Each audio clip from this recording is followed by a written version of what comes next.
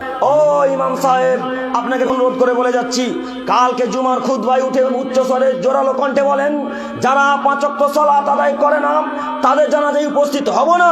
যারা 5 ওয়াক্ত সালাত আদায় করে না তাদের জানাজায় উপস্থিত হব না। যারা 5 ওয়াক্ত সালাত আদায় করে না তাদের জানাজায় উপস্থিত হব না। আমাকে চাঁদপুরে রাখতে হলে রাখেন, না রাখতে হলে না রাখেন। মাথা বিক্রি করে সমাজে চাকরি করতে আসিনি, মাথা বিক্রি করে চাঁদপুরের সমাজে চাকরি করতে আসিনি। বাপের জমি জায়গা চাষ করে খেতে পারবো। আরে বাপের জমি জায়গা নেই তাতে কি আছে, কাজকর্ম করে খাও, তবু বেনামাজি জানাজা পড়াবো না। আমি কি হিন্দু, আমি কি খ্রিস্টান, আমি কি অমুসলিম, আমি কি নাসারা, আমি কি ইহুদি, আমি কি সাঁওতালের বাচ্চা নাকি? আমি মুসলমানের বাচ্চা, মুসলিম পরিবারে জন্মগ্রহণ করেছি। আমার বাপ মুসলিম, আমার মা মুসলিম, আমার 14 গোষ্ঠী মুসলমান। অতএব আমি ইহুদিদের জানাজা পড়াবো মানে, আমি খ্রিস্টান জানাজা পড়াবো মানে, আমি বেনামাজি জানাজা পড়াবো মানে? এই বাক্য জোরালো কণ্ঠে যদি খুতবায় বক্তব্য রাখেন, 24 ঘন্টার মধ্যে সমাজের মানুষ মসজিদে চলে আসবে, মসজিদে জায়গা দিতে পারবেন না। বলেন না কেন? অন্তরে ভয় আছে নাকি? অন্তরে ভয় থাকলে জাতির উপকার করতে পারবেন না। অন্তরে ভয় বিধি থাকলে জাতির উপকার করতে পারবেন না। যেদিন আপনি হক কথা বলবেন, জাতি পিঠের চামড়াকে ছিলে ফেলে দিবে। হক বড় তিতা, হক কথা বলতে মানুষ পারে না। হক কথা বলা যেমন কঠিন, হক মানাও ঠিক তেমনই কঠিন। হক কথা বলা যেমন কঠিন, হক মানাও ঠিক তেমনই কঠিন। কই সর্দার সাহেব বলতে পারলেন না, যারা 5 ওয়াক্ত সালাত আদায় করে না তাদের জানাজায় আমাদের ইমামও যাবে না, আমাদের সভাপতি যাবে না, আমাদের ক্যাশিয়ার যাবে না, আমাদের গ্রামে কোনো মানুষ যাবে না।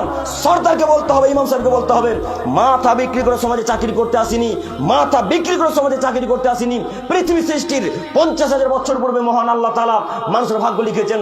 আবার যেই দিন আমি আমার মায়ের পেটে 43 মানে 4 মাসে যেদিন ছিলাম, আবার সেদিন আল্লাহ তাআলা ভাগ্য লিখেছেন। অতএব রুজি যদি চাঁদপুরের এলাকাতে থাকে, রুজি চাঁদপুরে হবে। আর রুজি যদি চাঁদপুরে না থাকে, সারা চাঁদপুরের মানুষ, সারা চুয়াপুকুরের মানুষ, হরিপুরের মানুষ, সারা পৃথিবীর মানুষ যদি ইমাম সাহেবের রুজির ব্যবস্থা করে দিতে চায়, চাঁদপুরে কেউ করে দিতে পারবে?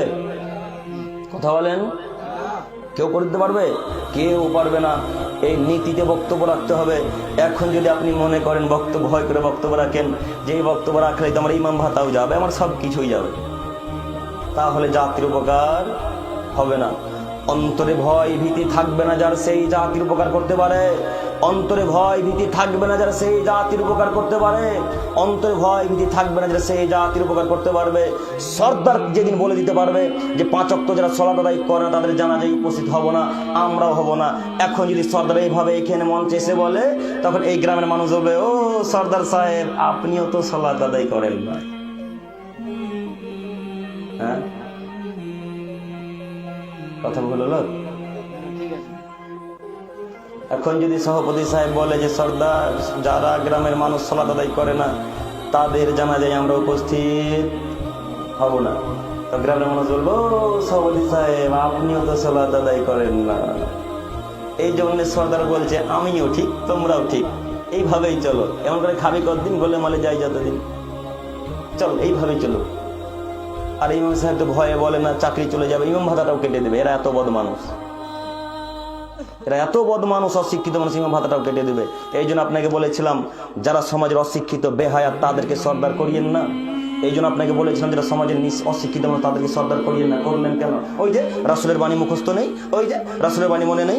আবু সাঈদ খুদরি রাদিয়াল্লাহু তাআলা আনহু বলছেন, রাসূল সাল্লাল্লাহু আলাইহি ওয়াসাল্লাম আমাদের সামনে একদিন উপস্থিত বলছেন, শোনো পৃথিবীর মানুষ, লা তাকুমুস সাত, এই পৃথিবী ততদিন পর্যন্ত ধ্বংস হবে না, এই পৃথিবীর আসমান ততদিন পর্যন্ত জমিনে ফেটে পড়বে না, চন্দ্র ততদিন পর্যন্ত ফেটে পড়বে না, সূর্য ততদিন পর্যন্ত ফেটে পড়বে না, পাহাড় ততদিন পর্যন্ত চূর্ণ বিচূর্ণ হয়ে উড়ে আকাশে উড়ে বেড়াবে না, যতদিন পর্যন্ত অশিক্ষিতর বাচ্চা অশিক্ষিত, নির্লজ্জ ছেলে নির্লজ্জ যতদিন পর্যন্ত সমাজের দায়িত্ব পালন না করছে, ততদিন পর্যন্ত কিয়ামত হবে না। দেখেন সমাজের দিকে ঘুরে দেখেন, শুধু চাঁদপুর কেন, সারা পৃথিবীর যেখানে যারা দায়িত্ব পালন করছে, 1999টা সর্দারের মুখে দাঁড়িয়ে নেই। বাবা সর্দার সাহেব, এত লোক বসে আছে, প্রায় মানুষের মুখে দাঁড়িয়ে, ওই তো যুবক ভাইটার মুখে দাঁড়িয়ে, ও তোর মুখে দাঁড়িয়ে, কত লোকের মুখে দাঁড়িয়ে, কারো চোখে ধরেনি। ও আব্দুল করিম সাহেব বলছেন কি, এদের দাঁড়িয়ে আছে তো কি হয়েছে, এদের যে টাকা নেই,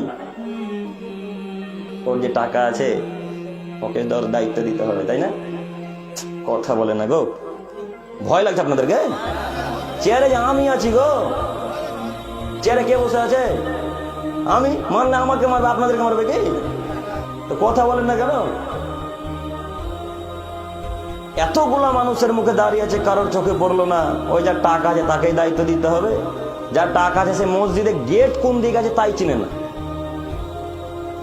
কথা বলেন, কোন দিকে মুখ করে সলাত আদায় করতে হয় তাই জানে না, রুকু সিজদা সলাত কিভাবে আদায় করতে হয় তা সে জানেন। ও আবার সর্দার সাহেব, আশ্চর্য দুনিয়া, আশ্চর্য।